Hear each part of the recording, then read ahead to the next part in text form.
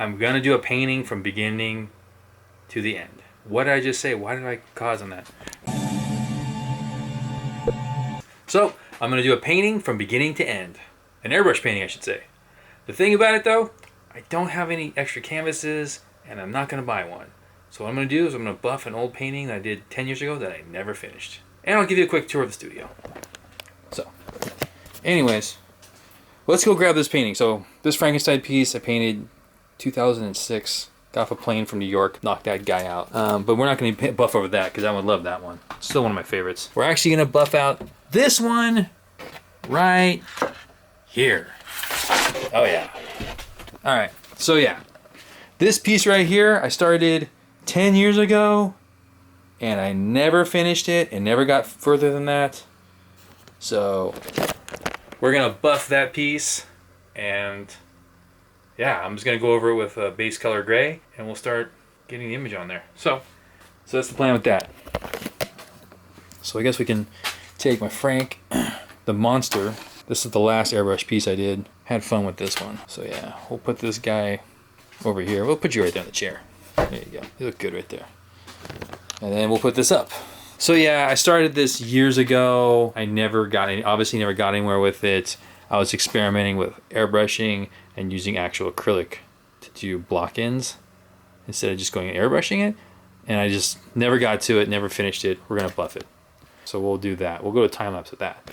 But first, I'll give you a little tour of the studio. So this is my spot. This is my art spot. And yes, it's got full of stuff in it. This is where I like to make all my designs. Majority of them. I've spent, I don't know how many hours in here, how many things I've actually done in here, but this is it. Let's give you the quick tour. There's some of my old skateboards, stuff I just collected. OG Nautis board. It's not the OG board, but I think it's the Santa Cruz. Yeah, it's the Santa Cruz one. There's my first skateboard. I'm missing the front truck though. That kind of sucks. Got OG Vision Mark Gonzalez sweatpants back there. Here's some books, because I like books, because I like to make a reference to have books. So there's that. Some music CDs. My first G1, first generation Optimus Prime in the box from back when I was 10 years old. Smell Vira beer. After they let her go from Coors, she did her own thing for a while, then went back to Coors. It's a Jeff Hammond piece I did. Guitar player from Slayer that passed away. I actually painted this.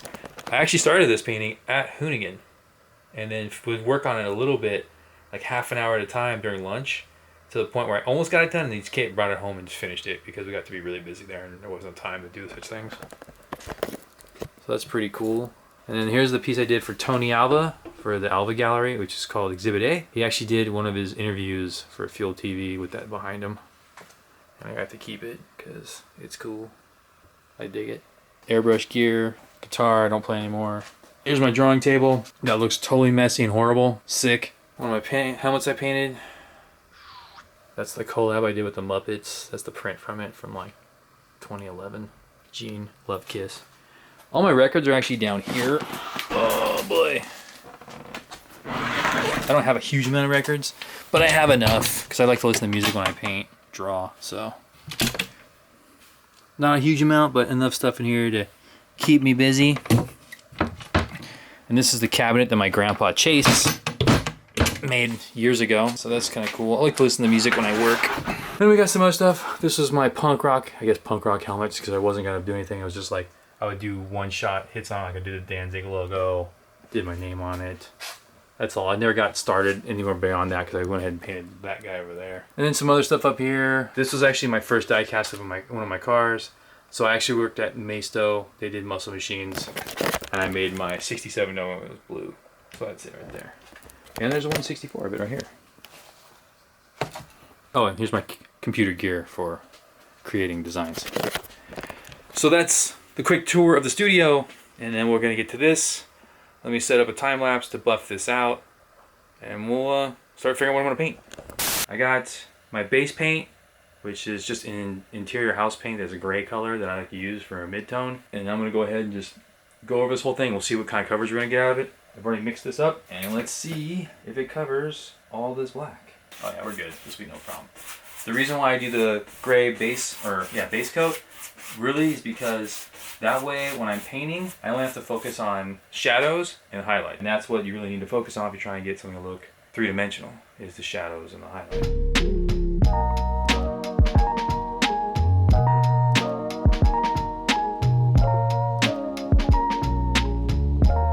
I usually go all the way to the edge and then go around the sides, since I don't frame any of my paintings because frames are really expensive.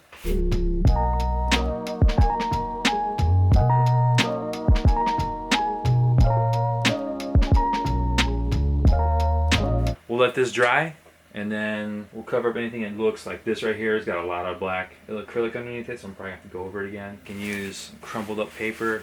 This will give it a little more texture. Just a little bit of texture to it.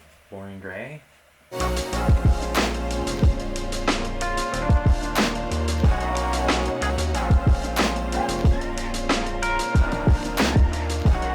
Up in this area, you can still see it. I know you can see it really well on camera. This guy right here has a lot. It's funny how you don't really notice it down here. I mean, I could position the subject so it's mostly hair and then you won't even see it, which might be the way to do it. I guess is how, like, think about it like doing a cover-up tattoo. You're just gonna find the place to put it and make it work. So we'll let this dry and we'll get the image up here.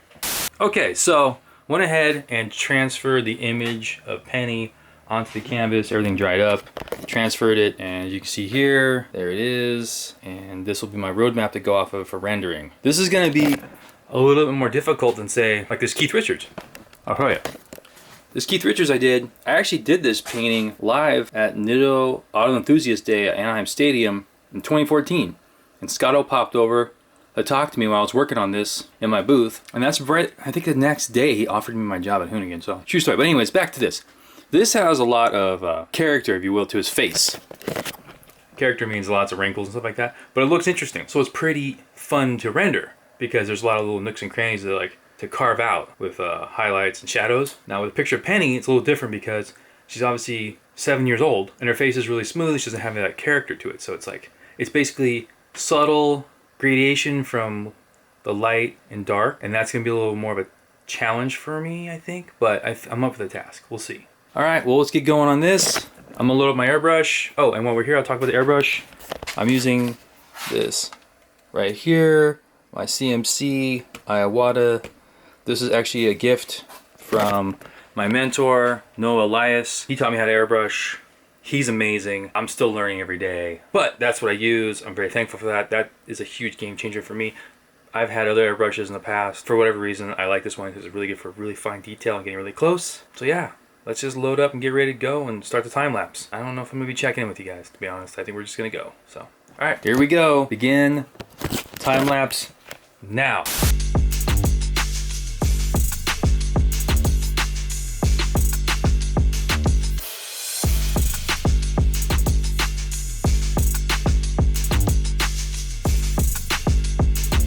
Okay, second session today. Progressed on the painting. See where we end up today. I got a couple hours to work on this. My normal duties during the day take up the majority of my day still. So I get to jump in these when I can. I schedule some time. I'll either work later or start earlier in the morning to help knock out these projects right here, because it's really hard for me to get up super early in the morning and start airbrushing. That's one of those things where I have to be in the kind of mood or mindset of it. So yeah, I can't just get up like, oh cool, 8 o'clock in the morning, let's start airbrushing. I can't do that. I'm actually spraying. Here it is. I'm using transparent smoke today. It's Calm Art. It's just an ink. This is what I spray on everything. So that's it. And then the white, when we get there, will be Aero Flash. Opaque white. So today we're gonna start noodling out some more, start working on the eyes a little bit more, start really defining like the iris, the pupil. We're gonna take care of this one because this one's massively huge now, but we'll figure it out. So.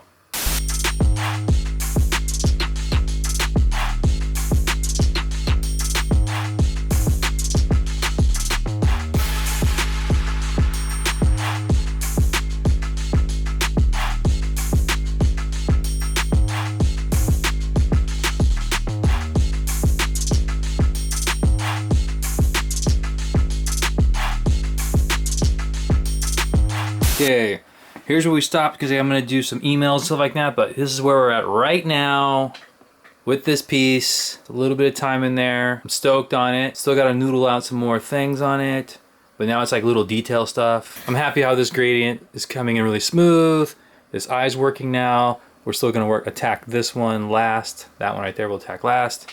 But everything else is kind of happening now, so it's really now a push and pull of bringing things forward and back. So we'll do that with highlights and then maybe adding a little more darkness. So like this nose right now, I feel is really good to where it's at.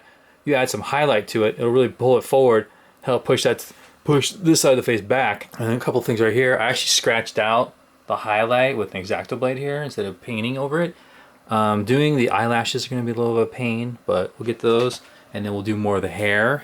But overall, I'm pretty happy where it's going. And now I gotta do some other work. And then we'll come back to doing this. I think I can get this all done today. There, I'm in focus now. I think I can get this whole thing done today. I mean, there's not really too much left to do. Just little details now. Noodling. That's what I like about airbrushing. It's just one of those things where you just kind of get into it and you can just carve out little bits here and there, and then the whole piece like comes together. This is just one way of airbrushing. There's totally different other ways. People do so many different styles of it. Some people use just frisket where they cut everything out on masking and the airbrush. I'm more of the, I just do it all by hand. I do use a couple small things I made myself. Like I made like this French curve out of paper, and I use it for certain like a nostril to help carve out the nostril a little bit. I'll use this to help do it. So stuff like this. Other than that though, I don't use anything else. I don't use frisket. I don't use liquid mask. I just go for it like that. That's how I was taught, and that's how I do it. So yep, this is going to take a little bit longer than I thought, but we're almost there. We're almost done.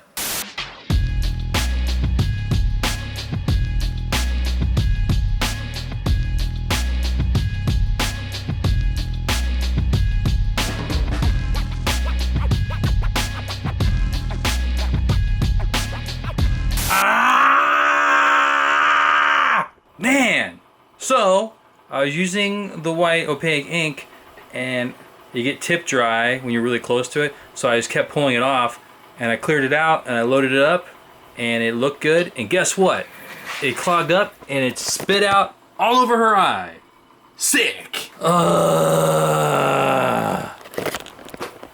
we'll switch back to black or transparent smoke. We'll clean that up, and then I think we're just gonna call it done because there's no point in me just going back and forth and having more accidents. So, man, only thing good about this is I can fix it, no problem. Whew. I really like the way that eye looked too. Here's the thing, you can't wipe it off, because if you do, you take everything off. So, yeah, that sucks. Alright, well, we'll go back to it. Go back in there, noodle in some more. Oh, man. Okay, we'll fix it, and then we'll be done. Back to more time lapse, and then we'll wrap this thing.